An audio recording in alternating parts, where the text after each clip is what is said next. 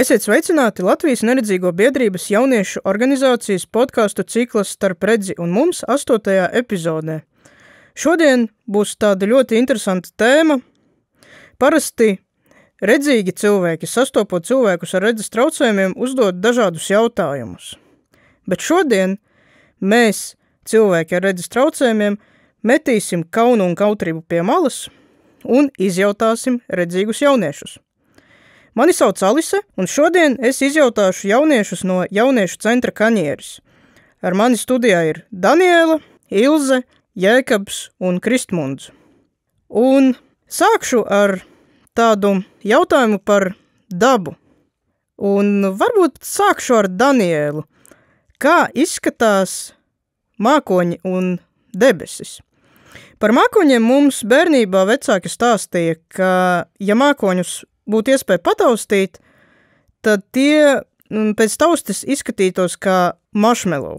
Vai tā ir taisnība? Mans viedoklis būtu tāds, ka viņi izskatās mīksti, un viņi tiešām izstāsīt kā cukurvate, bet, diemžēl, paiztikt nevar.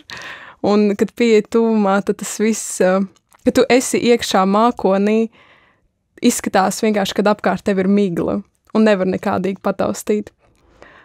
Bet tā, no malas mākoņi kaut kas liels, kaut kas ļoti mīksts, tāds ļoti, tā kā balts pūkains suns. Ok, tātad, skatoties uz augšu, redzam baltus pūkainus suņus debesīs. Ilze, kā izskatās debesis?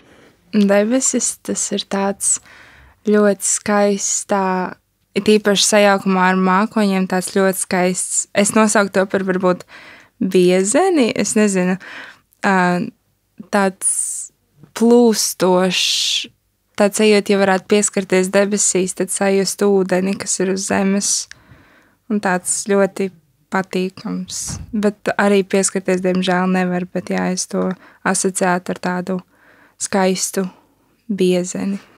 Tātad, rezumējot, biezenis ar cukurvati. Jā. Labi. Tad jautājums Kristmundam. Par zvaigznēm. Mums bērnībā stāstīja, ka zvaigznes ir tā kā piecstūri. Un būtībā neko vairs par zvaigznēm mēs nezinām. Pastāst kaut ko. Zvaigznes ir kaut kur ļoti tālu, un pēc zvaigznēm ir dažādi izmēri. Tās var būt tādas spožas, tās varētu būt tādas lielākas un tādas enerģiskākās ar to enerģiju, ko viņas tur atstaro. Piecstūri varbūt tas ir, man vismaz bija piemēdzot acis, kad ir nedaudz asarainas acis, tad tas piecstūris tā bišķiņ vairāk parādās, varbūt no tā rodas tāda asociācija, bet zvaigznes tādi, tādas dzimumzīmes, kā tādi punktiņi debesīs, spoži, balti, dzelteni, dažādos toņos. Tā kā, jā. Ok, bet tu raksturo šobrīd tā, kā redzīgs cilvēks skatoties uz zvaigznēm, jā, spoži, balti, dzelteni. Šī brīdī tas, diemžēl, neko neizsaka cilvēkam, kurš ir neredzīgs no dzimšanas, jo viņam nav vizuālās atmiņas. Varbūt tu varētu iztēloties, ka tu aiztaisi acis, un, ja tev būtu iespēja zvaigzni pataustīt, kā tu to raksturotu? Kaut kas ļoti karsts, es nezinu, nedaudz dzeļ. Ļoti karsts, es nezinu, kaut kas tāds bum. grūti aprakstīt. Tāds apaļš, apaļā formā un tāds jaudīgs. Labi, tad Jēkab, ko tu vari pastāstīt par varavīksni? Varavīksne ir tāds kā loks, tas iet no vienas debesu puses uz otru. Tā ir sadalīta vairākās krāsās, kas iet gareniski pa visu loku. Vairāk neko es neiedomājos šobrīd. Varbūt Daniela ir kāds viedoklis par varavīksni, jo man patika debesis un mākoņu raksturojums. Par varavīksni ir grūti raksturot, jo mēs nevaram taustīt varavīksni, mēs nevaram arī kaut kā pasmaržot, sajust, bet cenšoties tā paskaidrot vizuāli, es nezinu, varbūt tu zini, tās ir tādas garas končas skābas, tādas tievas kā līksnīt, es nezinu. Un ja viņas tā līknī ielikt, tad sanākt arī būs varavīksni, jo viņi ir tādā pašā formā. Viņa aiziet tā. Ok, super, mums veidojas kulinārijas šovs, bet īstenībā ļoti foršs salīdzinājums, jo tādā veidā var rasties vismaz kaut kāds taustāms priekšstats, super. Un labi, liksim mierā dabu un dabas skatus un pāriesim pie vēl interesantākiem jautājumiem. Ilze, kā tu izskaidrotu neredzīgam cilvēkam krāsu atšķirības? Šis ir ļoti labs jautājums, jo es tiešām patiesībā pat nezinu. Tas ir apmēram kā ar materiāliem, ja mēs runājam par tausti vai ar dažādām skaņām, kad, piemēram, ir spalgākas skaņas, ir rupjākas, un apmēram tā ir arī ar krāsām. Ir tādas rupjākas krāsas, kuras ir tumšākas vai gaišākas, kuras man atgādina tādu spalgāku skaņu, vai arī pēc materiāliem tumšākas krāsas būtu tādas rupjākas un gaišās būtu tādas nedaudz gludākas. Tas ir laikam, kā es izskaidrotu. Ok, tad jā, es sapratu, ja salīdzinu ar skaņām, tad apmēram balta krāsa kā klavieres, piemēram. Jā. Un tumšākas krāsas būtu, piemēram, brūna. Es negribu teikt tieši melna, bet brūna varētu būt bungas. Un tad tādas zaļa varētu būt flauta un zila varētu būt viola. Kopumā varētu ar laiku rast skaņierīci, kas noteiktu krāsas ar mūzikas instrumentu palīdzību. Varētu, jā. Tā ir laba ideja nākotnes tehniķiem un IT specialistiem. Labi. Kristmund, kā tumsā mainās krāsu uztvere? Gaisma viennozīmīgi mums palīdz saredzēt tās krāsas, un kad ir noteikts daudzums šīs trūkums, drīzāk gaismas trūkums, tad vairāk tādas spilgtākas krāsas atstāja to krāsu, bet kaut kādas brūnākas, tumšākas viņas pazūd, un arī līdzīgi tādai tumsai, kur krāsas nav pelēcīgums, kas tāda neitrāla, jā. Ok, jebkurā gadījumā, jā, mums krāsas ir un paliek tikai vārdi, un ļoti svarīgi, vai vārds ir patīkams vai nē, un katram, protams, tas ir subjektīvi, bet apmēram ir. Jā, kā katram, man, piemēram, tumsā ir omulīgi līdz brīdim, kad, es redzu, ka man pazūd sajūta, kad es esmu drošībā. Tā kā, kad, katram sava redze. Jā, kad ir tāds maiga tumsa, tad ir omulīgi, kad ir spilgta gaisma reizēm, tas ir ļoti nogurdinoši. Tādas reakcijas ķermeni. Tumsā, tāda trauksme iestājas, neziņa, kas ir apkārt. Tas ir apmēram kā ausīm ultraskaņas, varbūt arī neomulīgi klausīties. Labi, tad nākamais ļoti interesants jautājums. Kā izskatās sejas vaipsti? Un es izstāstīšu vienu kuriozu gadījumu, kas notika ar manu draudzeni. Viņa iestājās universitātē, protams, studēja ar pilnīgi redzīgiem kursabiedriem. Viņa bija vienīgā neredzīgā savā kursā, un viņai klāt pienāca kursabiedrene un pajautāja, vai tu nevēlies pataustīt manu seju? Un sākumā mēs nesapratām, kāpēc viņa vispār tā jautā, un pēc tam mēs sapratām, ka sejas vaipsti taču redzīgam cilvēkam nozīmē ļoti daudz, bet mums tiem kas tausta, teiksim, tiem, kas neredz, mums sejas pēc būtības visas ir vienādas. Mums neko neizsaka Jāņa seja vai Pētera seja. Tā ir vienkārši seja. Vaigi, mute, zods, deguns, acis, piere. Un, jā, Jēkab, kā tu varētu izskaidrot, kas ir sejas vaipsti? Es pats vispār nezināju, kas tas ir pirms šī. Es apskatījos jautājumos, man bija tāds jāpaskatās. Un es ierakstīju tezaurā, tad es atradu kaut ko līdzīgu. Bet kā var gan jau saprast, es pats tam īsti uzmanību nepievēršu. Sejas izskatam, tāpēc man grūti īsti pateikt. Vai kāds no jums pievērš uzmanību sejas vaipstiem? Jā, es iegodīgi Man sejas veips nozīmē ļoti daudz. Es skatos cilvēku reakcijām, tīpaši, kad es runāju, kā viņi reaģē. Es esmu ļoti jūtīgs cilvēks, un, ja es redzu kaut mazāko sejas izteiksmi, kas man liek šaubīties par to, kā viņi reaģē uz manis teikto, tad man uzreiz tas liek pārdomāt, vai šausmas kaut ko pateicis nepareizi, vai, ja es pateicu kaut ko smieklīgi, cilvēks mējas, vai cilvēks maida. Jā, tā kā man sejas veips nozīmē ļoti daudz. Okay, tad tev būtu grūtāk komunicēt ar neredzīgiem cilvēkiem, kuriem nav attīstīta mīmika. Man ļoti bieži ir bijušas situācijas, kad es vienkārši sēžu, man ir galva pacelta un it kā skatiens pavērsts uz kaut kurieni, un man cilvēks pienāk klāt un saka, kāpēc tu uz mani tik dusmīgi skaties? Un es saku, pirmkārt, es neskatos, un otrkārt, es neesmu dusmīga. Un jā, diemžēl mums ar to mīmikas pārvaldīšanu nav tik labi.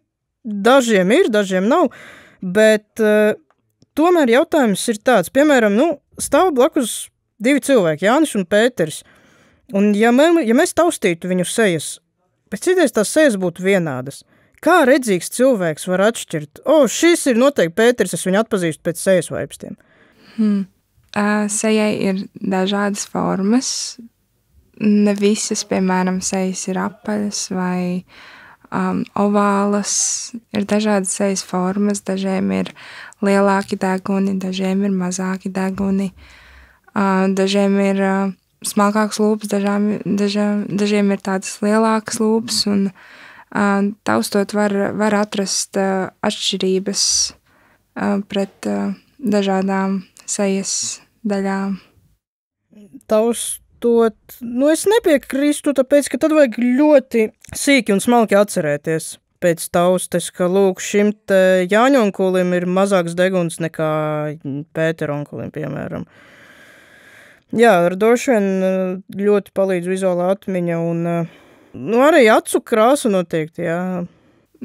Tas dod daudz, jā, bet, ja, piemēram, cilvēkiem ir arī vienādas acu krāsas, tad tas īsti neko nedod, bet tas varētu būt apmēram, kad ir, paņemsim pa piemēram vienu ķermeņa daļu to pašu degunu, un piemēram divas zemenes. Viena ir tāda īsta tikko no dārza, un otra, piemēram, ir konfekšu zemene, kur ir uztaisīta tieši tāda pati kā īstā zemene, tikai sanāk viņam tekstūra būtu savādāka, un tas apmēram ir arī ar deguniem, kad tā kā viņi ir pēc būtības vienādi, bet tā tekstūra ir nedaudz savādāka. Es nezinu, vai es labi skaidroju, bet tas ir tas, kas man pirmais ienāk prātā. Ok. Katrā ziņā jūsu sejas es netaustīšu. Pāriesim pie nākamā jautājuma par materiāliem. Tātad ļoti daudzus materiālus pēc taustas var atšķirt. Piemēram, stikls, porcelāns, gumija, plastmasa, koks. Kā to visu var atšķirt vizuāli? Jo ļoti bieži man ir bijušas situācijas, kad cilvēks nepatausta materiālu un saka, koks. Ļoti labs jautājums. Es tagad tā padomāju, priekš mums spēlē ļoti liels faktors tas, ka mēs redzam, un krāsa ļoti daudz ko nosaka, un arī mēs vienmēr pataustam visu. Es pat nezinu, kā raksturot to. Varbūt pavadienu jautājumu ir. Varbūt es varu palīdzēt. Jā, lūdzu. Piemēram, šim galdam, kas ir šajā telpā, ir tādas līnijas, kuras mēs varam redzēt. Piemēram, galda kājas, viņas ir tādas spīdīgas, un es varu redzēt, izskatās gludas, un tad es varu saprast, ka tas visticamāk ir metāls. Bet, piemēram, uzreiz man nāk prātā krimiķi un krimināla ekspertīzes, un viņi jau nedrīkst taustīt, vai, nesabojāt pirkstu nospiedumus. Viņiem tāpat ir jānosaka materiāla. Kas tas ir par materiālu? Parasti mēs varam vizuāli to redzēt, jo kaut kas ir spīdīgs, kaut kas ir matēts, kaut kas ir ar kaut kādu tekstūru, kaut kas ir caurspīdīgs, kaut kāds ir specifiskā krāsā. Parasti no tā mēs nosakam lielāko daļu materiālus. Un ja ir grūti, tad mēs jau izpaužam tausti vai griežam uz pusēm, skatāmies, kas tur ir. Jā, ok. Skaidrs, tā lielākoties lomu spēlē krāsas. Jā. Labi. Un tagad man palika jautājumi, kurus es gribētu pajautāt visiem par sapņiem. Tātad sapņu, ko jūs redzat naktīs. Mēs, neredzīgi cilvēki, arī lietojam terminoloģiju. Es redzēju sapnī, es redzēju sapnī draudzeni, es redzēju sapnī krēslu un tādā garā. Bet tie, kuriem redze nekad nav bijusi, tie, kuri piedzima neredzīgi, viņi īstenībā sapņus neredz. Viņi sapņos kaut kur pārvietojas, kaut ko taustā, ar kādu runā, klausās, izjūt sāpes.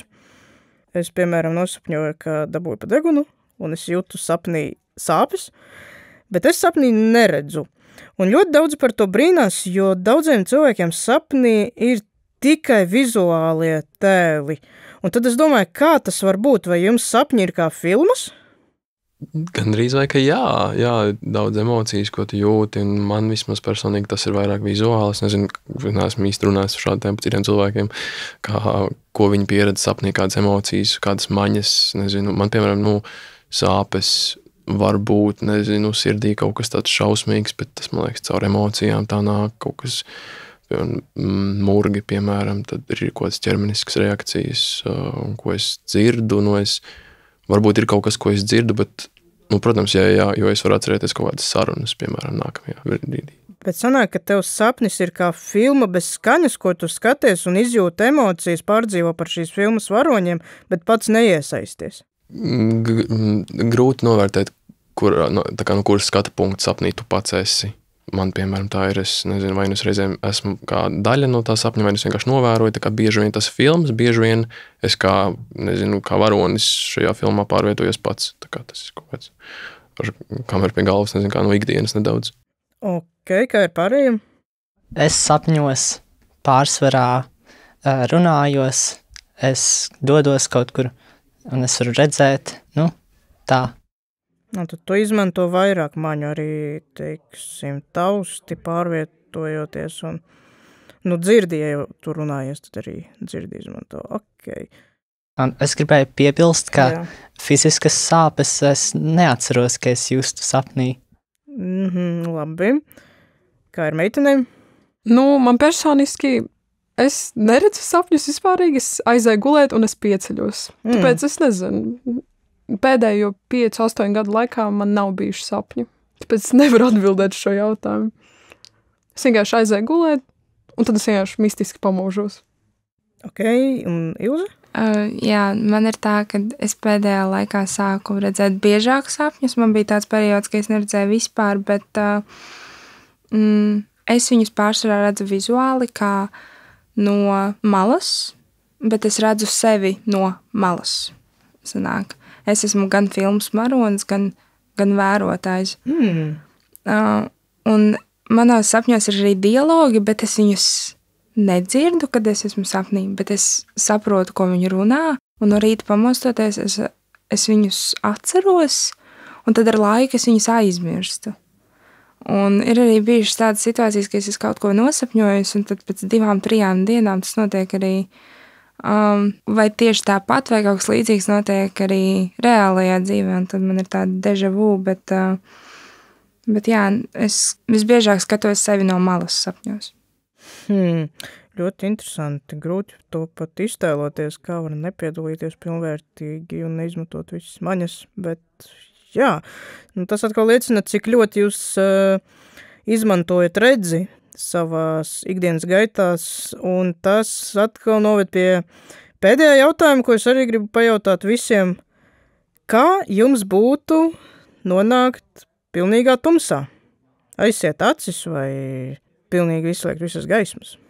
Jā, es varbūt varu sākt.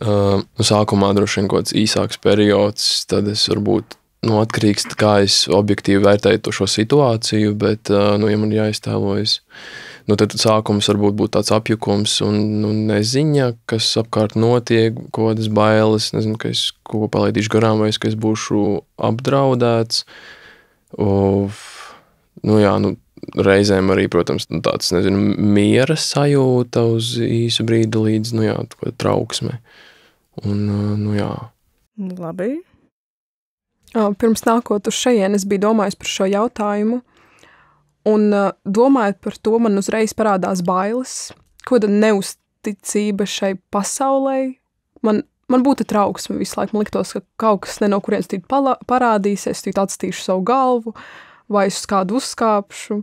Uzreiz tā, man personiski es neusticos šai pasaulē, pat redzot šo pasauli, tāpēc es pat nevaru iedomāties, kā man būtu, ja es neredzētu, cik ļoti es neusticētos un pārdzīvotu par visu. Jā, es piekritīšu gan Krismantam, gan Danielai, man arī būtu trauksme. Es vēlētos izstāstīt vienu situāciju, kas notika.